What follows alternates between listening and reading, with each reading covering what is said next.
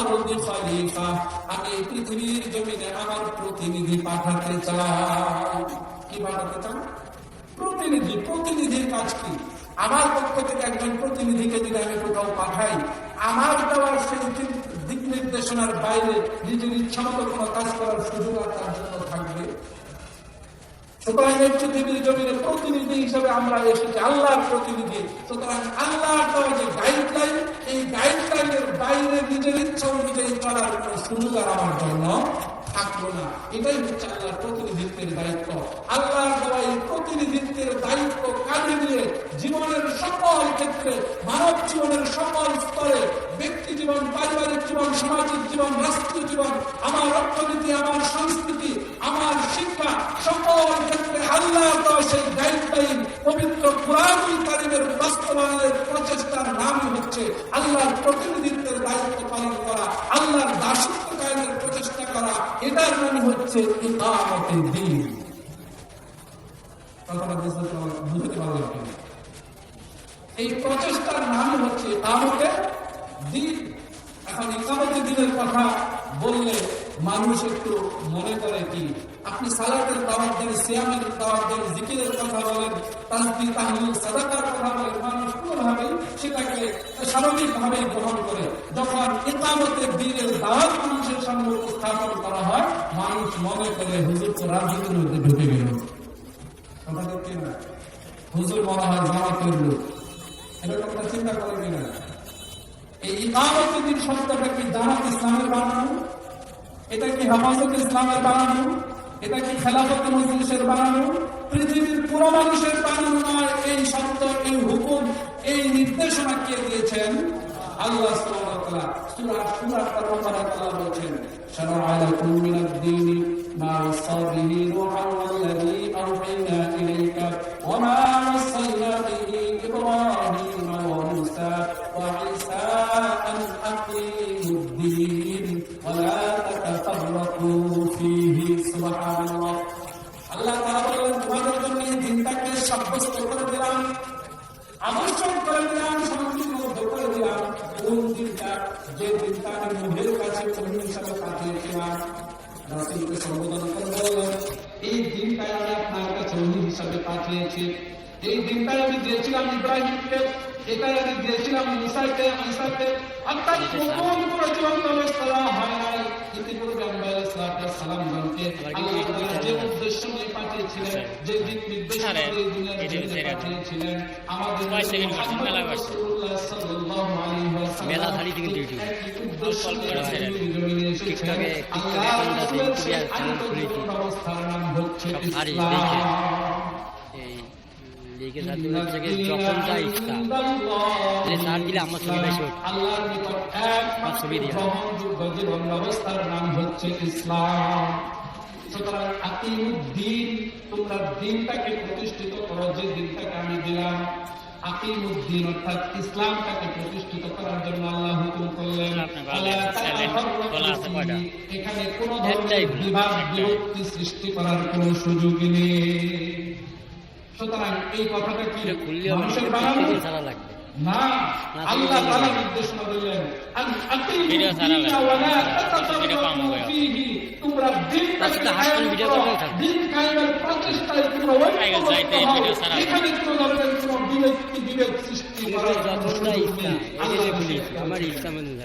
সুতরাং আমরা কে আলিয়া, কে কওমি, কে চরমুনাই, কে হেফাজত, কে জামাত ইসলাম, কে বিএনপি, আমরা যারা ইসলামী আদর্শকে ধারণ করি, কার জুব্বাটা লম্বা, কার জুব্বাটা খাটো, কে সাদা পাগড়ি পরে, কে সবুজ পাগড়ি পরে, কে লাল পাগড়ি পরে, কার টুপিটা লম্বা, কার টুপিটা পাঁচকুলি, এগুলো মাসলাকগত ব্যাপারে যদি বিভেদ সৃষ্টি করে আল্লাহর জমিনে দিন বিজয়ের সংগ্রাম থেকে আমরা পিছিয়ে থাকি, তাহলে এটা নিরেটভাবে প্রমাণিত হয়ে যায় আল্লাহর হুকুমের নাফরমানির মধ্যে আমরা লিপ্ত রয়েছি। কথা ঠিক কিনা? কিয়ামতের দিন হচ্ছে সকল ফরজের বড় ফরজ। আল্লাহ তাআলা সকল যত মৌলিক ইবাদতগুলো দিয়েছেন, সকল ইবাদতগুলো ফরজ করার পিছনে এখান থেকে ট্রেনিং গ্রহণ করার, শিক্ষা গ্রহণ করার নিমিত্তে আল্লাহ তাআলা ফরজ বিধানগুলো আমাদের উপর নাযিল করেছেন। পিছনের উদ্দেশ্য হলো এই পৃথিবীর জমিনে আল্লাহর দ্বীনটাকে বিজয়ী হিসেবে আমরা যেন তুলে ধরতে পারি। এই শিক্ষাটা যেন আমরা আমাদের সেই অনুশীলনগুলোর মধ্য দিয়ে আমরা অর্জন করতে পারি, সেই যোগ্যতায় যেন আমরা উন্নীত হতে পারি। এই জন্য আল্লাহ সুবহানাহু ওয়া তাআলা আমাদেরকে বিভিন্ন আনুষ্ঠানিক ইবাদতগুলো দিয়েছেন। আল্লাহ সুবহানাহু ওয়া তাআলা সালাত আমাদের জন্য ফরজ করে দিয়েছেন। জামাতে সালাত আদায় করতে হবে, এটা রাসূলের নির্দেশনা। সুতরাং আমি একজন আলিয়ায় পড়ুয়া, বিশ্ববিদ্যালয় পড়ুয়া একজন মানুষ, আমি নামাজের কাতারে দাঁড়িয়েছি, আমার পাশে দাঁড়িয়েছেন একজন কওমি পড়ুয়া মুফতি সাহেব, আমার নৈতিক কোন যোগ্যতা বা অধিকার আছে কিনা তার কাছ থেকে সরে যাওয়া অথবা তাকে আমার কাছ থেকে সরিয়ে দেওয়া। এই বাদাম খান না কেন? আমি একজন সমাজের প্রভাব প্রতিপত্তিশালী মানুষ, আমি অত্যন্ত ধনী শ্রেণীর একজন মানুষ, সুন্দর পোশাক পরিধান করে, গায়ে আতর গোলাপ লাগিয়ে, সুন্দর পারফিউম ব্যবহার করে, সুন্দর একটা জায়নামাজ দিয়ে আমি মসজিদে দাঁড়িয়েছি। পাশে এসে দাঁড়ালো একজন ধর্মাত্ম দিনমজুর রিক্সা চালক, যিনি তার রিক্সাটাকে মসজিদের সামনে দাঁড় করিয়ে এনে আমার পাশে এসে দাঁড়িয়েছে।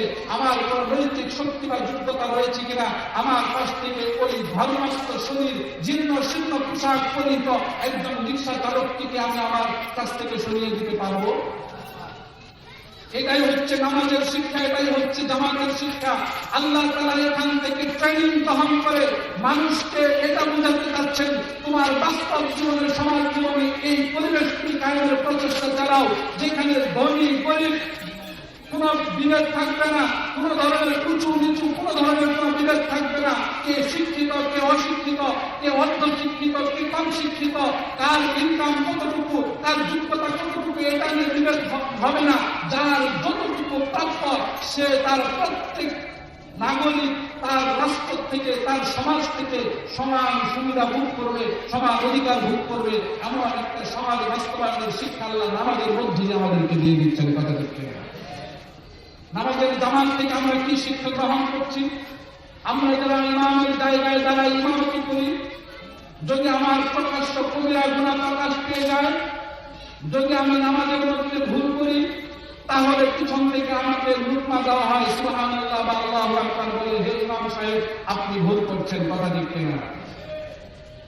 সুতরাং সমাজের যে মানুষগুলো নেতৃত্ব দিচ্ছে তারা মানুষের উপর জুলুম নিপীড়ন করেছে। ইতিপূর্বে আমরা দেখছি মানুষের উপর নিপীড়ন নির্যাতনের স্টিমুলার চালানো হয়েছে। মিথ্যাকে সত্য বলে, সত্যকে মিথ্যা বলে মানুষের অধিকারগুলোকে হরণ করা হয়েছে। ইসলামপন্থী মানুষদের উপর নিপীড়ন নির্যাতনের স্টিমুলার চালানো হয়েছে। যারা মহাসত্যকে পৃথিবীর জমিনে প্রতিষ্ঠিত করার চিন্তা করেছিল তাদেরকে ফাঁসির কাষ্ঠে ঝুলানো হয়েছে অত্যন্ত অন্যায় ভাবে।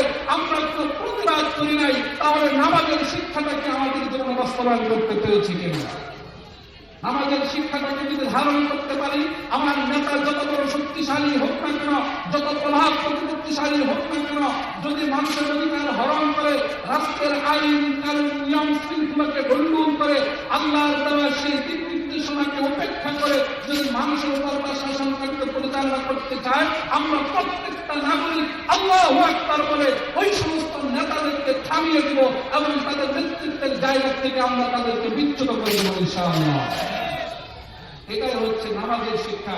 একজন নামাজি কখনো অন্যায়কে প্রশ্রয় দিতে পারে না, অন্যায়কারীর সমর্থক হতে পারে না, অন্যায়কারীকে অন্যায় করতে বাধা প্রদান করবে। এটাই হচ্ছে নামাজের শিক্ষা।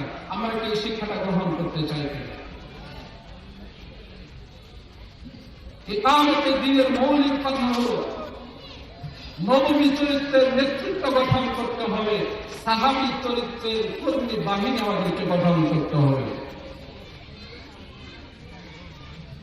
সকল প্রকার বিভেদ ভুলে আল্লাহর জমিনে দ্বীনটাকে প্রতিষ্ঠিত করার প্রত্যয়ে যদি আমরা একত্রিত হতে পারি, আল্লাহ ওয়াদা করেছেন, ইয়াকুম মিনকুম 20 সাবিরুন ইয়াকলিবু মিয়াতাইন, তোমরা যদি ধৈর্যশীল 20 জন মানুষ একত্রিত হতে পারো, আমি 200 জনের উপরে তোমাদেরকে বিজয়ী করে দেব। সুবহানাল্লাহ। এই আল্লাহ কি এই ঘোষণা কি 1400 বছর আগে দিয়েছেন? এখন কি এই ঘোষণা বলবৎ নেই? সেই আল্লাহ কি এখন নেই?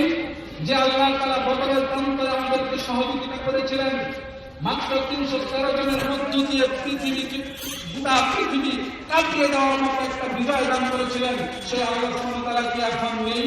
আল্লাহর সাহায্যটা আমাদের জন্য আসছে না? অবশ্যই আসছে। ন্যায়ের পক্ষে, অন্যায়ের বিরুদ্ধে, জুলুমের বিরুদ্ধে আমরা